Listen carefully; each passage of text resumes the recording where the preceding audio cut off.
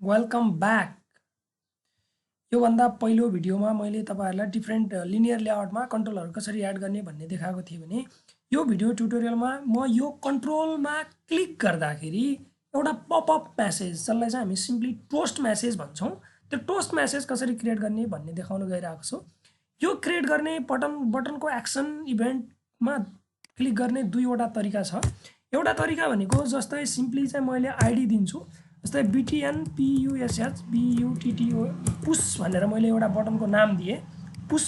यो नेमको आधारमा मैले के गर्न सक्छु त यो बटनमा क्लिक भएको अथवा नभएको भन्ने कुराहरु म जानकारी पाउन सक्छु। कसरी त भनेपछि यो मेन लेआउट हो। यो मेन लेआउट भएको भएर मेन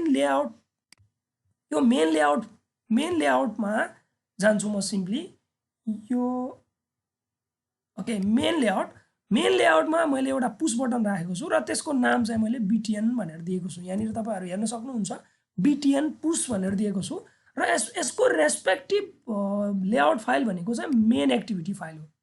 सबभन्दा पहिला तपाईहरुले यहाँनिर चाहिँ PRIVAT प्राइभेट बटन एउटा बटनको BUTT बटनको एउटा BTN PUSH भन्ने एउटा रेफरेन्स क्रिएट गर्नुस् है।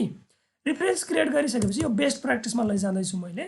यहाँनिर मैले BTN पुश भनेर जो पुश बटन छ त्यसलाई चाहिँ मैले फाइन्ड त्यसको रेफरेन्सिङ क्रिएट गरिरहेको find view by ID r.id.btn push भनेर जो मैले डिक्लेयर गरेको चाहिँ नाम थियो त्यो नेममा लगेर गयो। यो r.id.push भनेको हाम्रो लेआउट फाइलको यो नेम हो है, यो नेम हो र हामीले यो भनेको चाहिँ यो BTN पुश भनेको हामीले बनाएको जावा क्लासको एउटा रेफरेन्स हो। भनेको मतलब यो बटनको जति पनि प्रोपर्टीहरु छ सबै हामीले चाहिँ पोइन्टिङ आउट केमा गरिरहेछ यो पुश बटनमा पोइन्टिङ गरिरहेछ फाइन्ड भ्यू बाइ आईडी।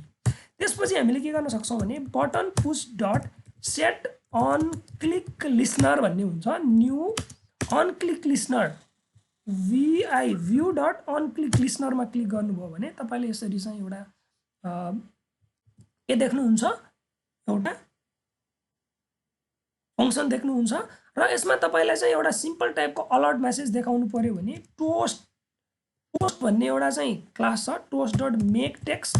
यसमा चाहिँ हामी दिस भनेर दिन्छौं करेन्ट गेट एप्लिकेसन कन्टेक्स्टमा र हामीले सेकेन्ड प्यारामिटर भनेको चाहिँ फर्स्ट प्यारामिटर भनेको कन्टेक्स्ट हो भने सेकेन्ड प्यारामिटर भनेको हाम्रो युजरलाई देखाउने मेसेज यु पुश मी भन्ने चाहिँ म मेसेज देखाउन गइरहेको छु र थर्ड प्यारामिटर भनेको कति ड्युरेसन सम्म देखाउने त टोस्ट डट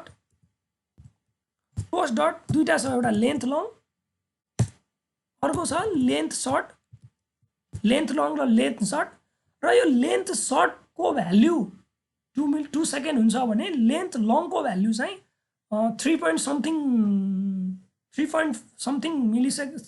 something सेकेन्ड हुन्छ र फाइनली यसलाई चाहिँ शो गरिदियो भनेपछि तपाईहरुले चाहिँ यति लेख्नुभयो भनेपछि तपाईहरुले सिम्पली के गर्न सक्नुहुन्छ स्क्रिन अगाडि मेसेज देख्न सक्नुहुन्छ। तर अहिले केसमा एउटा प्रब्लम आएको छ। किन प्रब्लम आएको हो भने यो दिस भन्ने लेख्न मिल्दैन। किन लेख्न मिल्दैन यहाँ भित्र भनेपछि हाम्रो एनोनिमस मेथडको केसमा लेख्न मिल्दैन। त्यही भएर यो केसमा के लेख्न पर्छ त भनेपछि कि मेन एक्टिभिटी डट दिस भनेर गर्नु पर्यो हैन, कि चाहिँ के गर्नु पर्यो गेट एप्लिकेसन कन्टेक्स्ट गर्नु पर्यो। गेट एप्लिकेसन कन्टेक्स्ट मैले चाहिँ नर्मली तपाईहरुलाई चाहिँ प्रिफर गराउने भनेको चाहिँ my main activity dot this भन्ने क्लासलाई यसरी चाहिँ प्रिफर गराउँछु। यति गर्नुभयो र तपाईले चाहिँ यो एप्लिकेसनलाई रिलन्च गर्नुभयो भने तपाईको स्क्रिनमा चाहिँ अगेन इन्स्टल हुन्छ। अहिले क्लिक गर्दाखेरि कुनै पनि इभेन्ट ह्यान्डलिङ भइरहेको छैन भने यो इन्स्टल भइसकेपछि तपाईकोमा चाहिँ एउटा नयाँ स्क्रिन आउँछ र त्यो स्क्रिनमा तपाईले चाहिँ गरेको एक्टिभिटी चाहिँ पुश गर्नुभयो, त्यो बटनमा क्लिक गर्नुभयो भनेपछि तपाईले चाहिँ के देख्नुहुन्छ सिम्पली एउटा मेसेज देख्नुहुन्छ। त्यो मेसेज भनेको तलपट्टि बटम एन्ड कर्नरमा यु पुश्ड मी भन्ने बटन देख्नुहुन्छ। सिम्पली मैले यसलाई क्लिक गर्दाखेरि तपाईहरुले चाहिँ यहाँनिर यु पुश्ड मी भन्ने देख्नुहुन्छ।